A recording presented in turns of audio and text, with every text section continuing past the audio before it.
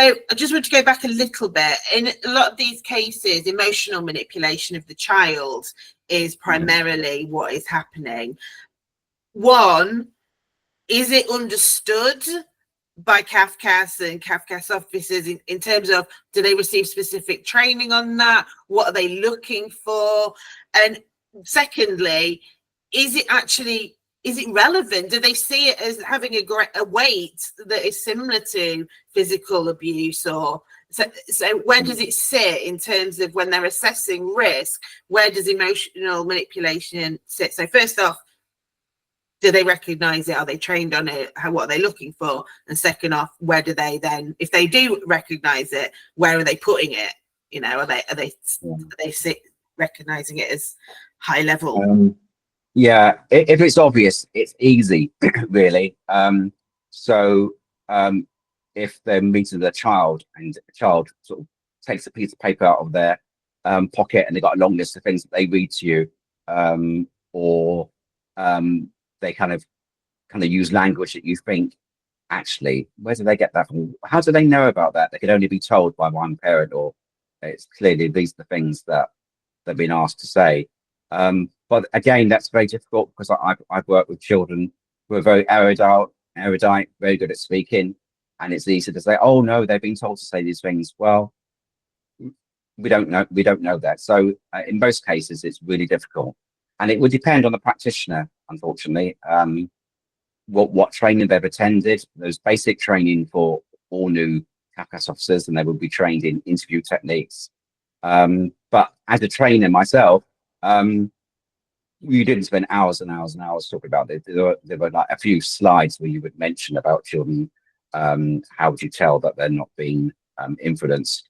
Because it's so difficult and it's very complex, because obviously a child living with one parent, they can become aligned with that one parent. It's understandable, they can loyal and have this attachment with that parent, and they will pick up all kinds of subtle cues from that parent. It just has to be a look.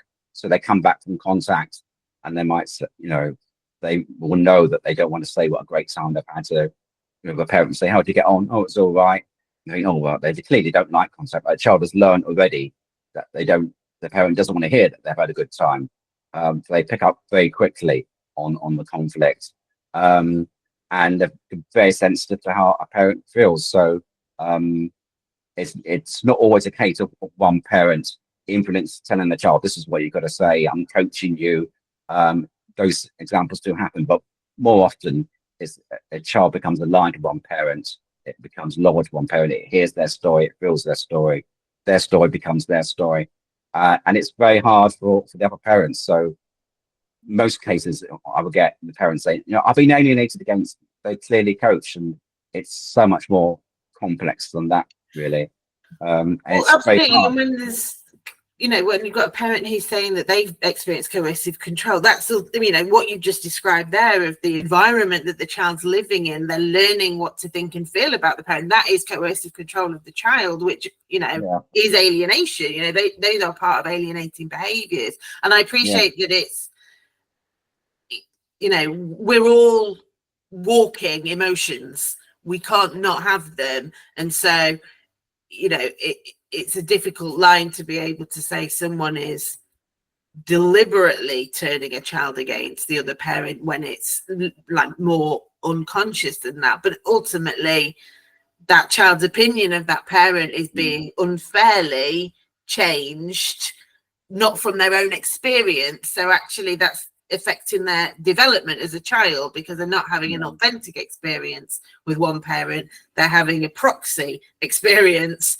through the eyes of the other parent, which is very harmful. And obviously this can become the bedrock of alienation, because then it's easy to jump on those when the kid starts, because they've learned I'm not meant to enjoy contact. The kid can then easily be pushed in saying, actually, I don't want to go to contact, don't want the relationship, when it's been, and that's what happens a lot, is that drip of negativity towards the other parent, either through the environment, through what they hear talking to Nan about, or what they hear the mention to someone in the co-op.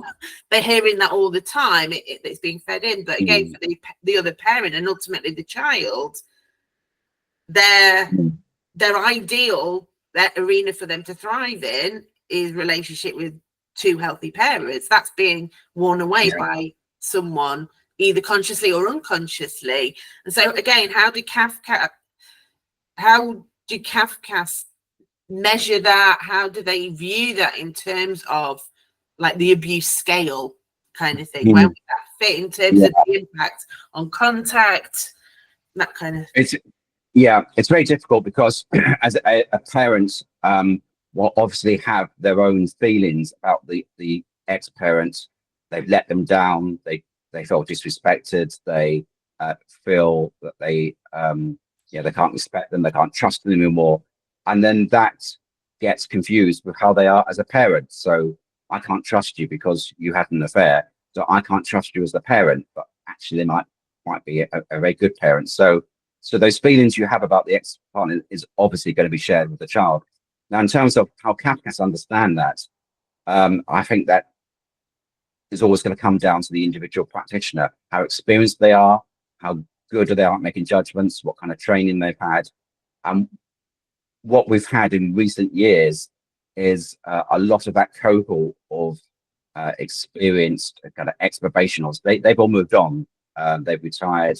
Maybe they became managers. So there's a lot more younger, inexperienced practitioners coming into Cafcass who've had very little experience of private law, who've come into Cafcass wanting to do the sexy public law, really, and they find themselves doing private law, and they will be given, in many cases, they'll be given private law cases before they're sent out to do public law and adoption cases, because it's seen as easier. And it's much harder.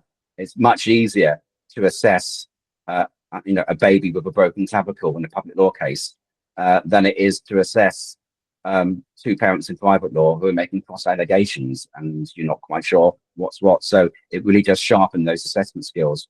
So with the way that kind of Cafcass has developed, and this quite rightly wants to become a child-centered organization, the child voice is so important. What they've lost is that fuller understanding of what it's like to be a parent. And if you come in with a lack of experience and with a certain concept about what private law is, kind of what I've seen is that it can feel like a disrespect with, but not really understanding or kind of caring what it's like to be the parent and be able to put yourself into those shoes. So they bring that kind of authoritative kind of social work approach that they would have in public law. They really don't kind of get as much as perhaps they used to what it's like to be a parent in private law, and to understand that those parents are the experts on their children and they have parental responsibility. So I think that's something that's been lost in Cafcass over the years, that kind of subtle kind of understanding of the issues in private law. So I'm quite skeptical really about the ability to really finally tune your assessment so you fully kind of get to the bottom of whether a child's been coached or not. And I say in the clear cases, like a child who raced out of the school across the playground to meet their dad when dad was in court, saying, "Dad, did we win?" Clearly that child is being really influenced by the father, and it's shared into what's going on at court. So there's some really kind of clear, but most of it is very kind of muddy and makes it very difficult for practitioners to understand. So they either avoid it, or they fudge it, or they kind of get it wrong. And this is, I'm afraid, it puts emphasis on the parents and their legal teams to make sure that the court actually get that story and backed up with evidence. And we'll come back to them. So